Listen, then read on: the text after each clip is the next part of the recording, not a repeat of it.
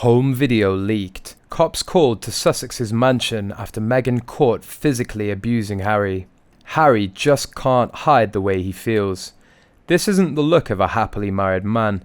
It isn't even the look of a happily unmarried man. Have no doubt, when Meghan Markle saw these press pictures, she would have been mad at him. He's not keeping up the pretense. The whole world can see Harry is not happy. For years, we've been seeing Harry with bruises, scratches, and black eyes.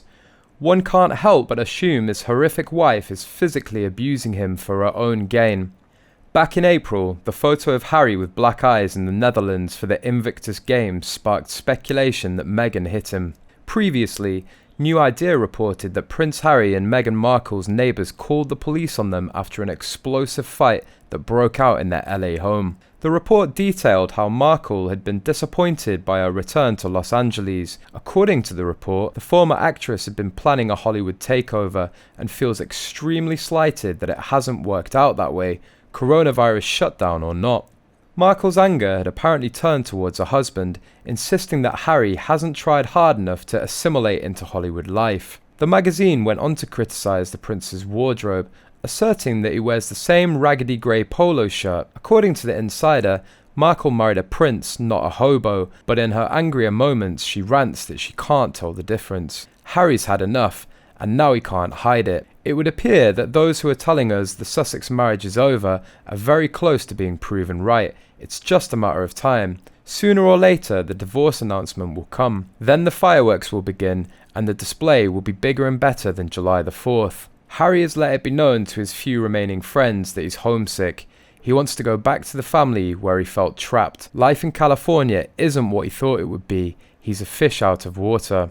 His new life is a world away from being a popular royal, enjoying shooting weekends at Balmoral, wearing a military uniform with a row of bright, shiny yet worthless medals, and being cheered wherever he went.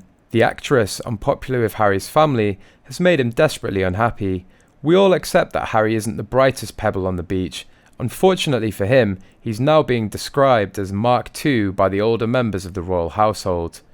This is a reference to Princess Anne's ex-husband Mark Phillips. The story at the time was that the royals, encouraged by Prince Philip, had nicknamed him Fog because he was thick and wet, although it's pretty obvious that Harry would never have finished in the top 60 million in a Brains of Britain contest. Nevertheless, it can't boost his life's self-confidence to realise how people regard him today. At one time, Harry was happy, albeit in his trapped family. Today he doesn't hide the fact that he's had enough of this caustic marriage, a marriage that's daily destroying him from the inside. At the UN, where he was invited to celebrate Nelson Mandela Day, he depressed the handful of members in the audience. Harry's wife wrote for him, "It's all too easy to look around and see anger and despair.